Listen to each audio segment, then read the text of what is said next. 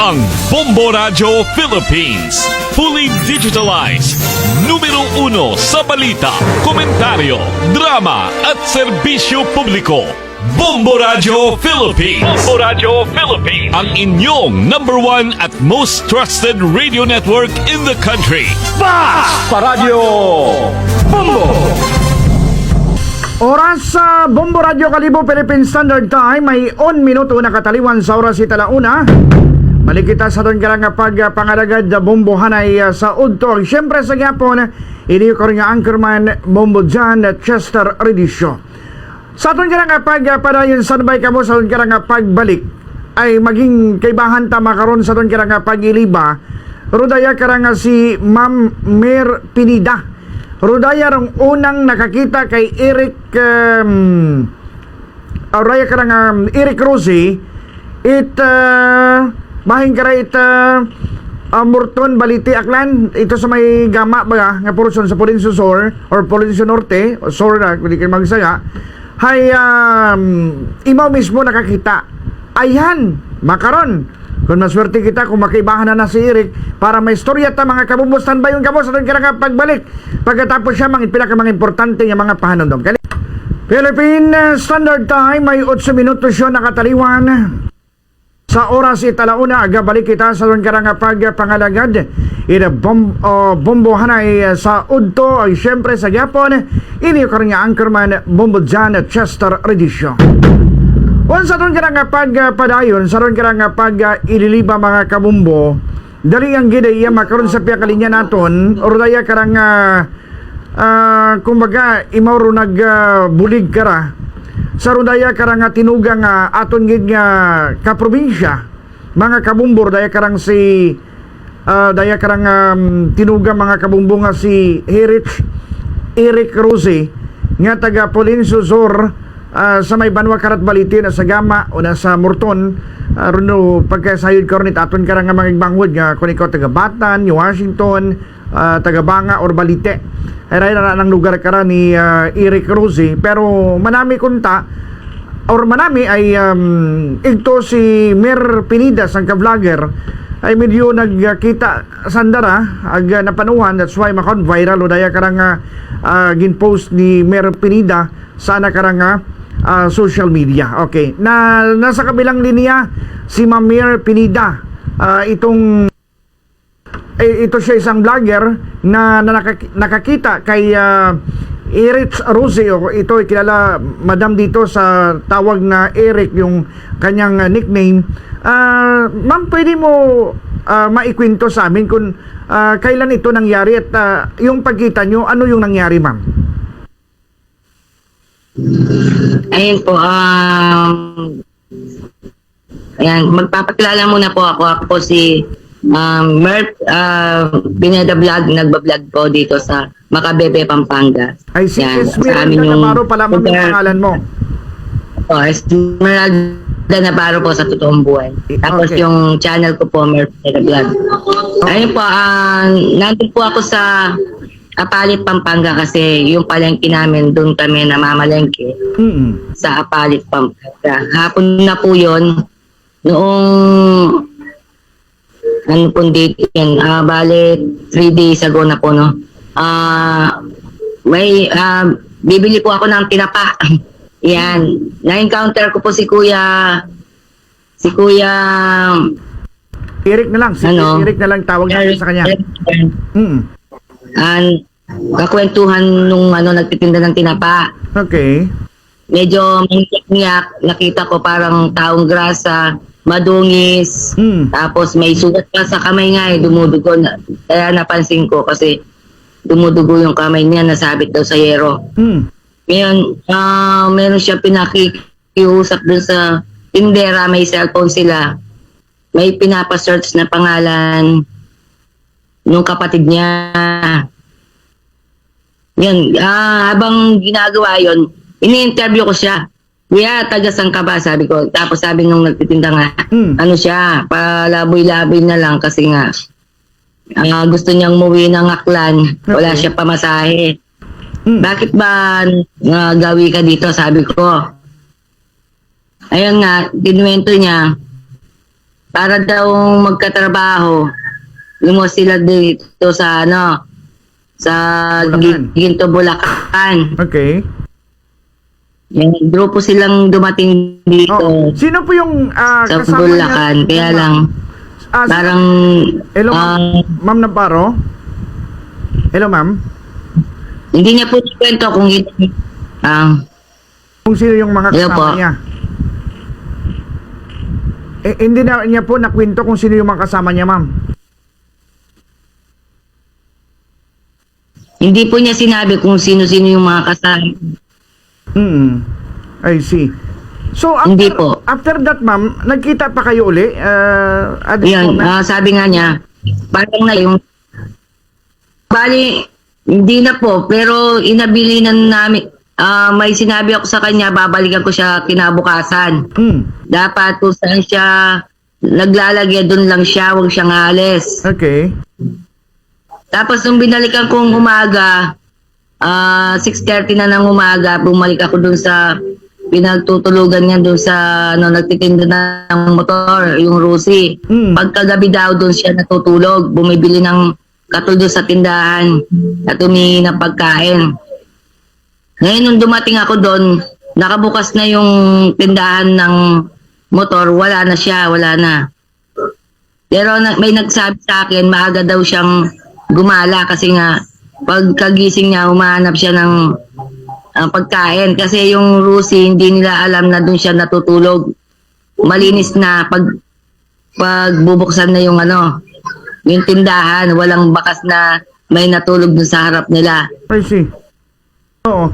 So, Ayun. ilang linggo na daw siya, ma'am, napalaboy-laboy dyan at 5 na po daw. 5. 5 weeks na. 5 weeks. Sobra na isang buwan. Galing ng Bulacan sa kakalakad niya, sa paghahanap niya ng trabaho or makakain, gano'n. Napadpad siya sa Palit, Pampanga. Kasi karatig dahil lang po ng Pampanga yung Bulacan. Oo. Boundary lang. Nakontak ko rin kasi, ma'am, si Haname Rosie Vinaflor. Ito siguro yung kukontak mo rin na kapatid niya. Kamusta, Kapatid ma'am? niya. Oo, wala po ba ang development, ma'am? Kasi hanggang ngayon, sabi ni Haname na wala talaga silang development at naghihintay sa inyo ng any Opo. development, madam. So hanggang ngayon, wala po bang development na nagkita kayo ulit ni Eric? Opo, merong yung nagtitinapa, kinausap din siya. Kinausap din ni Kuya Eric, sabi niya pag may update, pupunta daw dun sa pwesto ng nagtitinapa para makibalita kung ng gustong tumulong sa kanya. Ngayon yung tinanong ko kinuha ko yung contact nila, tinanong ko, wala daw, hindi pa daw siya nagawi doon. Ngayon mamayang gabi sana, gagawin ko, tiyempuhan ko dun sa pinagtutulugan niya, gabi. Ay, si doon sa may Yung banda. Nakatempuhan ko doon. Pero hihingi akong tulong sa mga tanod doon. Yes, maganda yan, ma'am, para at least matulungan kayo at mayroon na kayong contact din dito sa Aklan, dyan sa kapatid niya sa Metro Manila. Para at least matulungan natin, ma'am, na makauwi siya dito. Message na gustong magbigay ng tulong, madami. Kaya lang, hindi ko naman matanggap yung mga tulong nila. Gusto ko sa galing mismo kay Kuya Eric, tapos Yes. sa munisipyo. Oo, pero mas maganda Para- dyan, ma'am, mas maganda, makontak niyo yung pamilya niya dyan. Wag mo munang, kung mayroong tutulong dyan sa kanya, wag mo munang ibigay sa kanya, ibigay mo na lang, or hintayin mo lang siguro yung kamag-anak Opo. niya. Para at least sila yung mag-facilitate na pauwiin siya kung ano yung decision niya. Kasi Opo. meron akong nakatanggap na information na parang nakaasawa na dyan sa Batangas. Any information dito, ma'am?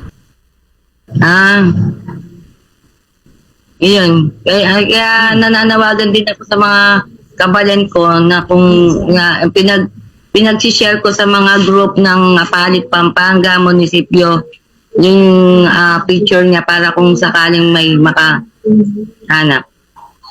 Okay. So, sa ngayon, ma'am, hindi mo tinatanggap yung mga tulong para sa kanya kasi tama yung ginagawa mo, mas mabuti na sa kanya, pero sa akin, mas mabuti na siguro kay Ma'am Haname Rosie Villaflor na lang Okay. ibigay mo. Talagang Nandiyan na rin niya sa ma'am, no? Sa Metro Manila. Taga Laguna po daw yata. Oo, malayo-layo pala yung Laguna sa Bulacan. O sa Bulacan. Bale, 3 hours yung biyahe. 3 hours yung biyahe? Hindi rin alam kung paano papunta ng Pampanga. Tinuruan ko lang na sumakay ng Victory Liner. Victory Liner, papunta dyan sa Bulacan. Dire-diretso na yan. Kalit, opo, may terminal po dito. I see. So sa ngayon, ma'am, marami pong nakikinig na taga-Aklan, mga pinsan niya, mga kapatid niya, or kamag-anak niya, mga lolo, mga katiyuhan niya. Ano po yung gusto nyong sabihin sa kanya, yung assurance nyo na talagang tutulungan mo ito na mahanap si Eric at maupawi dito sa Aklan, ma'am? Tulungan niyo po ako magdasal para mahanap ko si Kuya Eric ulit. Maliit lang naman po yung Apalit, Pampanga.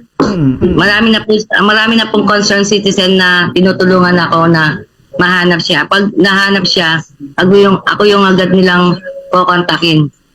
I see. Oh. Pero mamaya, lalakad ako, puntahan ko ulit doon. Oh, mas maganda ma'am kung mayroong development, i-chat mo lang ako para at least maipabot natin sa So, huwag pamilya. kitang mag-alala. Malakas pa si Kuya, hindi po, walang wala siyang sakit. Walang sakit. Ang dami niyang nagbibigay ng trabaho sa kanya. Ay, eto pa pala yung nabilin doon sa Dagsita na pa.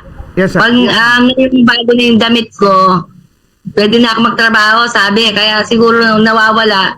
Meron siya nahanap na trabaho. Yung ibig mong sabihin, nakahanap siya ng trabaho dyan sa Bulacan? Hindi, dito lang sa Palit siguro. I see. So meaning madali yung hanapin sa maliit lang naman yung siguro yung na yan lugar. Eto po. Oo. Kaya gagawin ko niyan, pati sa Bulacan, mag-share po ako doon sa mga group para mahanap din ko. I see. Ma'am, ngayon nakikinig worldwide yung mga nagsusubaybay sa atin sa FB Live natin sa Bombo Radio Kalibo. Ito ngayon, pina-flash natin yung mukha ni Eric Rossi. Kung sino yung makapansin sa kanya, ito hinahanap na siya. Marami siyang mga kamag-anak, mga kaibigan at mga taong tumutulong na para mapauwi siya sa Aklan. Oo, ma'am, sa inyo, ano po yung gusto nyong sabihin sa mga nakikinig sa atin at nakikita po tayo ngayon live sa ating FB Live sa Bombo Radio Kalibo po? Hello po sa mga nakikinig at nakikinood. Yan po, wag po kayong mag-alala, gagawin ko po yung best ko para mahanap na po si Kuya, para makasama niya sa Pasko yung pamilya niya. Yes. Kasi inaalala niya yung anak niya. Kasi alam daw ng anak niya na may trabaho dito. Siyempre kahit daw pambaon lang, pero wala po siyang naipadala sa anak niya magmula nung napunta siya dito sa Pampanga. Oo. Basta siguraduhin nyo lang ma'am na nandyan yung pamilya niya para test masigurado rin natin, baka hindi niya alam pa uwing Aklan o yung sakayan papuntang Aklan, para at least masigurado natin na uuwi siya talaga dito ng Aklan. Pag sa Aklan yan siya, wala nang problema yan Opo. Oo. Ma'am, Yan, sana po mayroon ding magbigay ng trabaho siya sa Aklan para hindi na po siya dumayo. Hindi na maghiwalay. Naman siyang naghihintay dito basta lang siya, masipag namang bata yan Opo. Mukhang masipag naman po. Sige ma'am. Ma'am, para your end, maraming salamat po. Baka mayroon po kayong gustong sabihin sa pamilya niya dito sa Aklan na nakikinig ngayon sa atin. Ano po yung gusto mong sabihin? Ayan po, wag na po kayong mag-alala. Yan, ilang araw na lang po, makakapiling niya si Kuya. Sige. Ma'am Esmeralda Navarro, ma'am, maraming salamat po sa inyo at nagpapasalamat kami sa isa naming kababayan dyan na tinutulungan nyo po na makauwi dito sa probinsya namin, ma'am, sa Aklan. Okay, pa mayroon pong paki-like and share and follow na lang po ang aking page, Mer Pineda Vlog po, para po mas marami akong matulungan. Sige, ma'am. Mas marami pa po akong... Okay, ma'am, thank you at maraming salamat po sa inyo at magandang Okay po, sa inyo. God bless po. Maraming salamat po. Sige. Thank you po. Thank you po. Okay. There you are mga kabumbo na batianta si Ma'am Esmeralda Navarro, no? Ro sa batong vlogger nga kung sino mo nagabulig nga makauli makita na makaron kay man una nang kita ato nag-post imaw sa social media na sa nakarang nga vlog ag nakita nit bilog karang Aklanon even na karang membro at pamilya ni Eric Rose, partner pagikunta kabi si Hana May Rose Villaflor nga ra nang igmangod to sa may bahin Karat Laguna. Agud at least mabuo na to na nakarang pagpayag man. Ay raya 5 weeks sa tay mga palaboy-laboy, gabuot na ro nag-fledge man nga nagabulig, pero rodaya karang si Ma'am Navarro, si Ma'am Esmeralda Navarro ay way mo nag-accepta rit bulig, ay gusto na nga mismo itao tarubulig sa rodaya karang biktima kay Eric Rose. Mga kabumbo ay galing manami kara masbitar nga itao lata sa nakarang pamilya ay raton nga pagasay basin ni man antigo mamaguli sa probinsya Karataklan. First time na basin nagsunod mo natin mo sa kaibahan, nagaturan ng istorya abi. Pagsunod na iniwanan tiyo pati ranang kagamitan ginbuo pa ka na ay Diyos por santo nga kaibahan doon. Medyo mamba naton nga biktima timaw budol-budol, sobra pa sa budol-budol, di ba? Kung ang bagunta naton nga dapat kung kaibahan ka mo work as a team nga bukunta na mamba naton nga iwanan mo tari mong kibahan una or wa ka mo gapansinan una ti dapat karon ay kaibahan is kaibahan, di ba? Kamo kon is mamba naton nga medyo magmaganghod yun sa trabaho. Kumbaga ro yun rong ginatawag naton nga may unity kamo. Raya nga nga pag-aywan ka nati mamba naton nga medyo mabahota ka na nga kakulangan sa nang kabuhi kay man nambahon ta nga first time nimo magto sa Metro Manila, hindi pa mo kantigo to o di man nato masayran kung no read no write rodaya ka nga si Eric, pero test ay masayron naton nga ginako na nga hindi mo kantigo yung maguli sa aton ka nga probinsya Karataklan. That's why nagtukubit bulig rodaya karang sang ka-vlogger nga buligan ginana para at least ay nag-viral rodaya karang post na agaron nya ni nga nakita naton nga abo mga kabumbo nga mga igbangod naton nga mga Pilipino, mga kanon nga porsigido nga buligan sa ana karang naagyan nga sitwasyon mga kabumbo.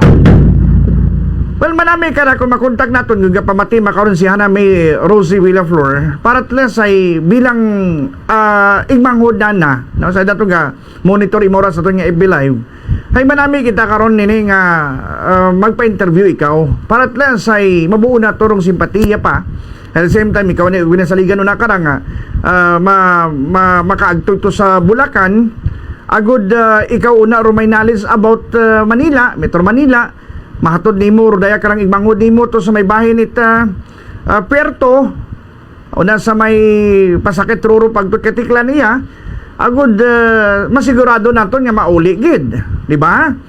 Ay base ba itaw ka ng kwarta kung ano para isipan na hindi man imo makauli kung sinyo man imo mapaduwong mga kabumbo. Suro naton nga ginasiguro kung nagapamantama kon siya na May Rose Villaflor ay gusto naton imo nga makontak mga kabumbo agud maistorya man naton imaw sa raya karang natabo sa nakarang igmanghod mga kabumbo. Balikan tara pagkatapos siya mangitpilaman ka mga importante nga mga pahanomdom kay lisan bahay sa mga kabumbo.